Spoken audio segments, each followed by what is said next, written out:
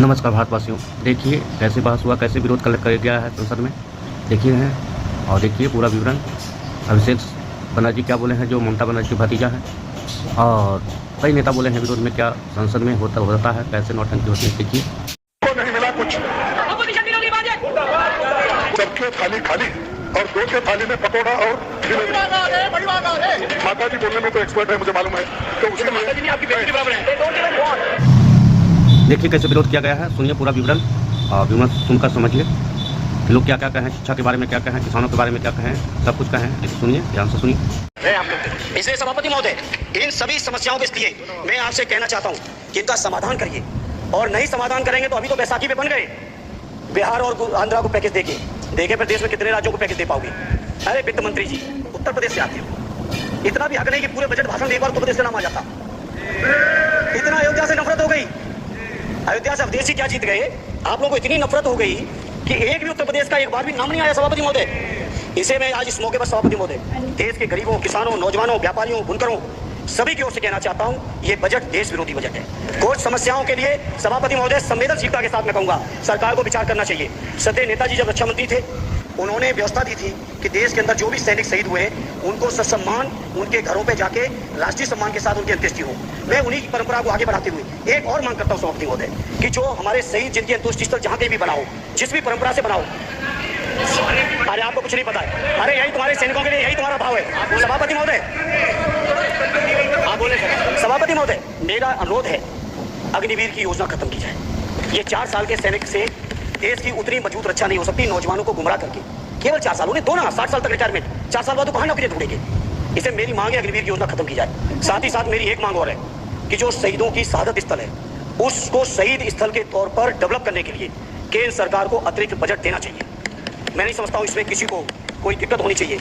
इसी तरह सभापति महोदय, बातें बहुत लंबी लंबी की जाती हैं, थोड़ा सा मैं अपने क्षेत्र के बारे में कहूंगा। आदरणीय हमारे नेता माननीय राममूर्ति वर्मा जी ने भी कहा है, माननीय लालजी वर्मा जी ने भी, जो बाढ़ की समस्या है, जो समस्या बिहार में है, नेपाल से पानी छोड़ने की, वही समस्या उत्तर प्रदेश की भी है।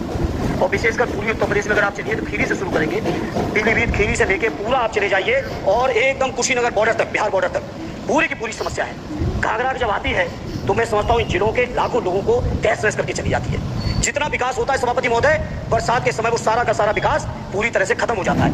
इसलिए मेरी मांग है केंद्र की सरकार से कि बजट आप पास कर रहे हो तो कम से कम उत्तर प्रदेश ले मोबाइल थोड़ा सब्र रखिए, कुर्सी का पीटी बांध लीजिए, मौसम बिगड़ने वाला है। ये स्लोगन ऑफ जो राम को लाए हैं हम उनको लाएंगे बैकफायर्ड। आई वुड रादर से प्रभु राम आए तो न्याय आया। कुछ वक्त जरूर लगा लेकिन इंसाफ आया। बिल पे कोई चर्चा नहीं हुआ है। किसान बिल पर सर जब स्पीकर बोलता है तो बोलता है और वो सही बोलता है। सर बिल पे कोई चर्चा नहीं हुआ है। देश में जनता मालिक है, कोई नेता मालिक नहीं है। वक्त बदल गया है। तीनों बातों के लिए माफी मांगनी चाहिए और रिकॉर्ड से ये तीनों शब्द हरिस्पष्ट होने चाहिए। बिल पे कोई चर्चा नहीं हुआ है। किसान बिल पर सर जब स्पीकर बोलता है तो बोलता है और वो सही बोलता है। सर बिल पे कोई चर्चा नहीं हुआ है। सर भाई इनका ताली बजाना खत्म हो जाए तो नहीं पर एक मिनट माननीय सदस्य, सर आपने एक मिनट माननीय सदस्य, जब मैं बोल रहा हूँ तो मैं कभी गलत नहीं बोल। सर आप मुझे एक चीज बता दीजिए, इस सदन में जो लोग ताली बजा रहे हैं, एक सेकंड सर, इस सदन में जो लोग ताली बजा रहे हैं 700 फार्मर्स मारे गए, उनको मौत की घाट उतारा गया। सर एक मिनट, एक आदमी ने एक मिनट के लिए खड़ा होकर उनके ऊपर श्रद्धांजलि दिया, आज ताली बजा रहे 125 crore. Sir, there's a shortfall and a staggering shortfall of 15,775 crore. Sir, Manipur is burning over the last almost 1.5 years. More than 200 killings, 70,000 displacements, 1,000 homes wrecked. Sir, no mention of the word Manipur in the union budget. Sir, another tragedy of this government is weaponization of central agencies. Sir, another tragedy of this government has been the weaponization of central agencies to carry out politically motivated witch hunts against opposition leaders, like many of us, including me. Sir, they didn't stop at me or my wife, my elderly parents, my PA, my advocate, even my 11-year-old daughter and 4-year-old son were not spared. Sir, you tried. Sir, the BJP tried to make an example out of me by setting an example for the rest of the country to see. Why? Letting ED and CBI go after me.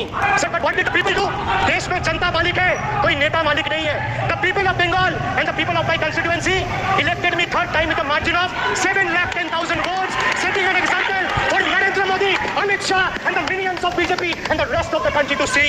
This is the people's power. Sir, if I have to bow, I'll bow before the power of the people. I will not bow before the people in power. This people needs to understand. Sir, India's national debt today stands at a staggering 169 lakh crore. The finance minister needs to know this.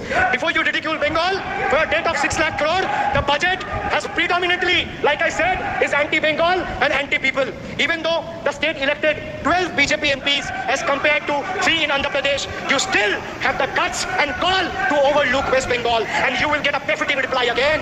Perhaps the central government would have benefited drawing inspiration from West Bengal budget for the year 2024-2025.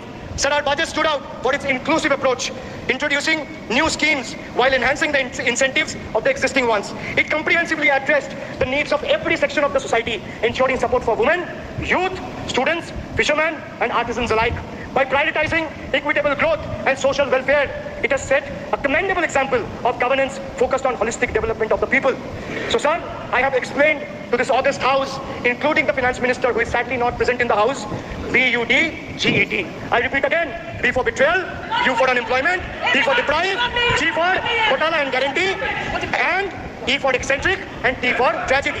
Sir, the finance minister made a seventh budget. The finance minister made a seventh budget speech. Sir, more empty words, more empty promises, hollow words. This budget has got more fiction than finance. I have exposed the track record of this government, sir, on promises, on governance, on guarantees, and on targets. Since we are talking about the general budget and estimates and figures, we should also take a look at the audit, or try to take a look at an audit. Sir, if you audit the results of 2019 general election, ये एक नहीं बल्कि 3 बार unparliamentary language का इस्तेमाल करा है। 2021 की आप ही की रूलिंग है, बिट्रेड शब्द और बिट्रेड अनपार्लियामेंट्री कैटेगरी में आता है, वो इसका इस्तेमाल नहीं कर सकते। इसके अलावा उन्होंने मिनियन शब्द का इस्तेमाल करा जो आपत्तिजनक है। इन्होंने व्यक्तिगत टिप्पणी करी हमारे यशस्वी प्रधानमंत्री श्री नरेंद्र मोदी पर और इसेंट्रिक शब्द का इस्तेमाल करा। मेरा आपसे निवेदन है कि इन दोनों के लिए, इनको तीनों बातों के लिए इनको माफी मांगनी चाहिए और रिकॉर्ड से